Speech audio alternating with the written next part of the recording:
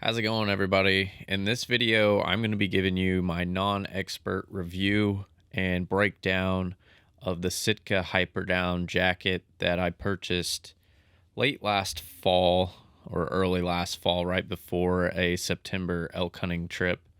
And I wanted a jacket that was packable, warm, and wasn't going to weigh me down in the backcountry, but something that I could also use back here in Illinois during whitetail season.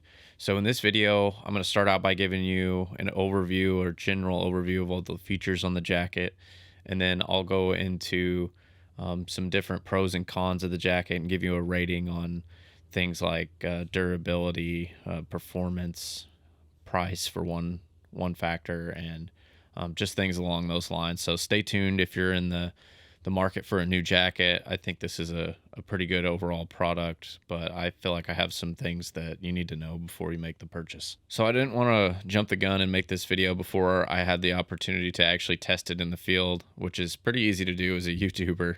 It's easy to go out there and try to be the first one to get the review out, but after this product was released, I thought it would be a good one to bring to the channel, and I wanted to make sure that I put in some due diligence with it and just spent some good time with it in the woods. So I've been wearing it ever since last fall, somewhere around, I'd say August or so 5 or 6 months.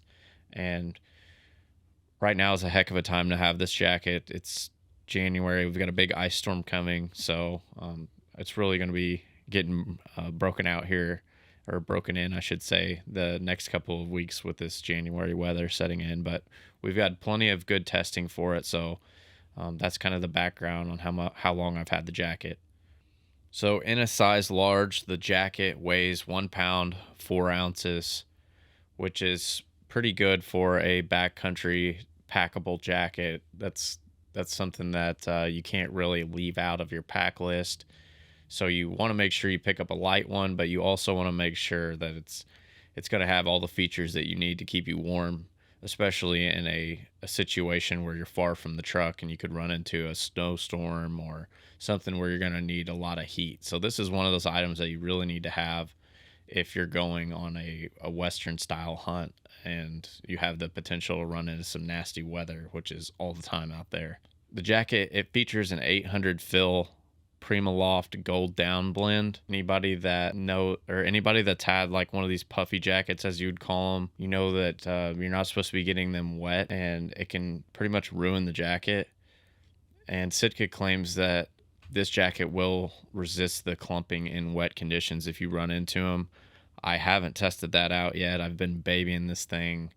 I don't want to tear it up because of the price. It's an expensive jacket, so I don't want to ruin it, and I haven't had it out yet to where I've ran into the wet conditions. So if anybody's had this jacket out and you went through a rainstorm or something with it, be sure to comment below and let us know how that jacket performed in the wet conditions that are typically catastrophic for a puffy style jacket. The material you're seeing is 27D ripstop polyester fabric, and it's a deep lichen color.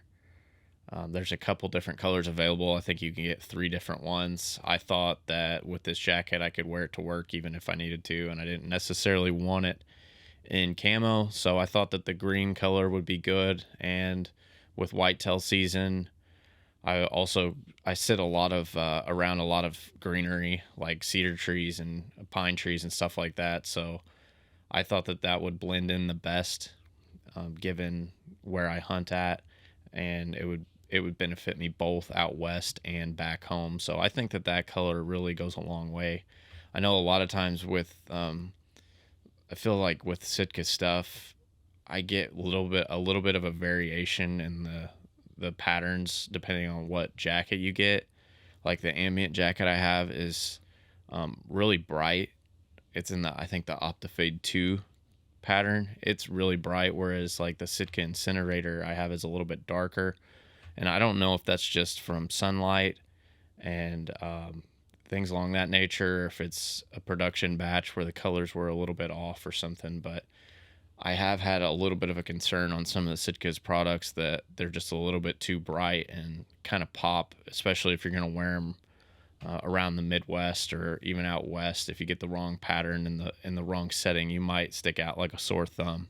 So the deep black in color, I felt like was the way to go, and I think it's out of stock right now. So there must be a lot of other people out there too that have the same thinking. The lining on the inside, it's made of 10D ripstop nylon, and I'm not real coerced in the fabrics, but it's kind of a slick feeling on the outside, and it's something that you probably don't want to take in the middle of a briar patch, which we'll touch on here more in a minute. So this jacket, it fits a little bit larger than most items that I have from Sitka. In the video here, I've got a large hoodie on underneath the Hyperdown jacket, which I ordered in a medium, and it fits pretty tight with that on, but there is plenty of room. It's designed for that extra space, so you're meant to layer underneath it. And just for reference, I'm 5'9" and anywhere from 155 to 170 at times, so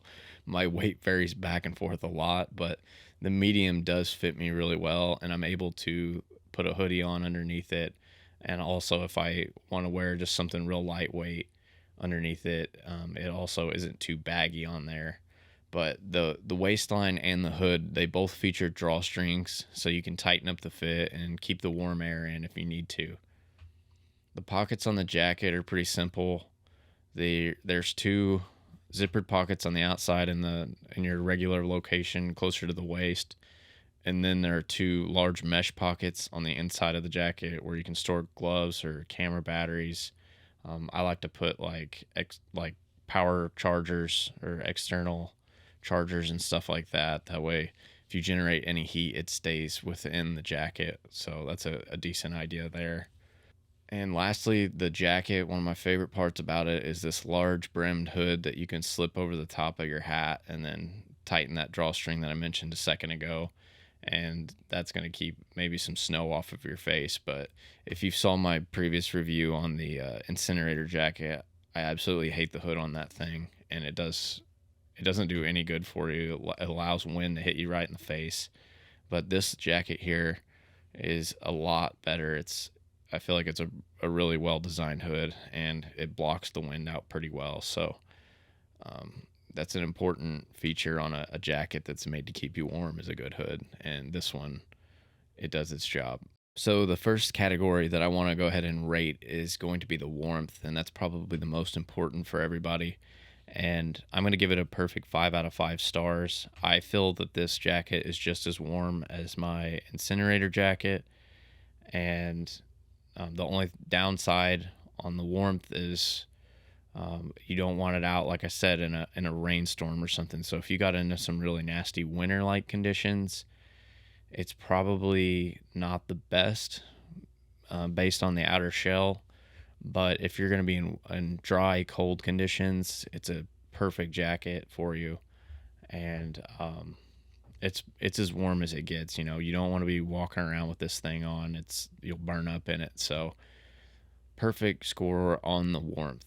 I should go ahead and throw in that I've had it on in 15 to 20 degree temperatures, and I layer up with a couple merino layers, and then I'll put on like this hoodie or something underneath it, and then the jacket on top. And so far, so good. Can't complain. I haven't been cold. So the next category I'll jump into is going to be the durability. I'm going to go with a 2.5 out of 5 on this one. And it's not because I've ripped this thing into pieces. It's because I've had to baby it so much, or I'm so conscious of not wanting to tear it up that I'm afraid to really give it a really good test and walk through a briar patch. I would give it a 3-star rating based on what I've had it go through so far. I have walked around some briar patches and kind of maneuvered in and out where you're kind of caught by one and you pick it off the jacket. So I have had it around some stuff, and luckily so far nothing has ripped.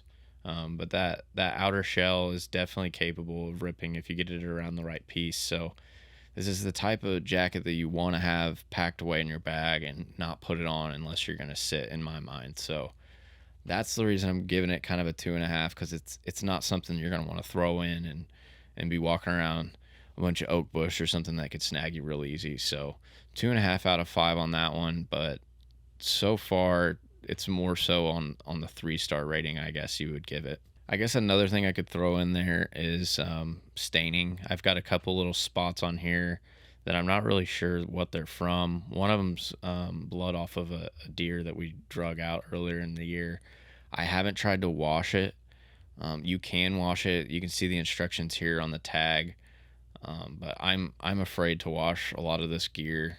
I don't have a lot of experience doing it, and I'm afraid I'm going to tear it up. So um, that could be another interesting thing in the durability. If anybody's had any experience with washing these jackets or anything from Sitka, go ahead and drop that in the comments below. That would be something useful for all of us to know. For packability, I'm going to give it a 5 out of 5 stars. I was almost able to fit it in this hoodie pocket here earlier. Just a smaller hoodie pocket, but it does pack down really well. I can fit it into one of my smallest packs, which is like a mystery ranch, I think treehouse. I believe it's a 9, and I like to pack that on like public land if I'm going to go saddle hunting or something. So it really pushes down nicely and compresses. And then another claim that Sitka has on their website about the packability basically is that it does a good job of fluffing back into its original shape after being compressed. So it's not supposed to be bunched up or basically lose its fill power if you push it down in your pack a long time. So I will say that I feel like it does a good job so far based off of how it retains its original shape once you put it back on. For quietness, I'm going to give it a 3-star rating. It's definitely a noisy material on the outside, but when comparing it to other products, I don't feel like it's much noisier. And you might think that deserves like a 2-star rating, but whenever I had it in a situation where a deer should have heard me, which is this year at 10, I had a deer at 10 yards coming in, and it was right around dark, so the wind had already laid down, and he was entering right in front of my face, and I had like a pretty good sized autumn olive bush in front of me, and I was in a short ladder stand about 15 feet off the ground, and I had the jacket on, and I was scared to death that this deer was going to hear me because of the noise on the material basically drawing back like this. I was afraid. I drew back slowly, and the deer did not hear me whatsoever. So that's why I'm giving it a 3-star rating, because whenever it actually came down to the situation, it didn't cost me a shot at that deer. And at 10 yards, that's saying quite a bit. So I wouldn't be overly concerned about the noise. So the last category that I'll just touch on real quick here that I always like to do with Sitka products is the price. And this comes in at $449 right now, which is extremely high. And I make sure that if I'm ordering something off of Sitka, it's either through like Camo Fire, which I'll leave a link to that in the description. Sometimes you'll find older stuff on there, or it's whenever Sitka does like a 40% off or 50% off type of promotion. I think those are the times to find these products, or sometimes you can find them even on Facebook, like Marketplace. Somebody's getting rid of them, but at $449, I'm probably going to give that like a 2-star rating out of 5. Like that's super pricey for that type of jacket, and I can't complain. Like, you're going to get what you pay for. I've had this conversation on all the videos reviewing their gear. Like, its longevity kind of pays for itself, but I understand why people stay away from it, because you've got other options. Like, I think Cabela's makes some pretty good puffy jackets for probably half the cost, 3/4 the cost. So if you have the money and know that you're going to be using this jacket a lot, I think it's worth it. But if you're somebody that is just starting out, or if you only go on one elk hunting trip or something one time a year, I probably wouldn't recommend getting it. But That's kind of unique to everybody. So price is definitely one of the biggest considerations, and you're gonna pay for it when it comes to Sitka. All right, so that's gonna wrap up this video. If you guys want to know more information about this jacket, just shoot us an email at recruitcreative@outlook.com or drop it in the comments below. We'll be sure to get back to you as quickly as possible. I'm sure there's something that I left out, but until the next video, I hope you all stay warm and have a good winter season.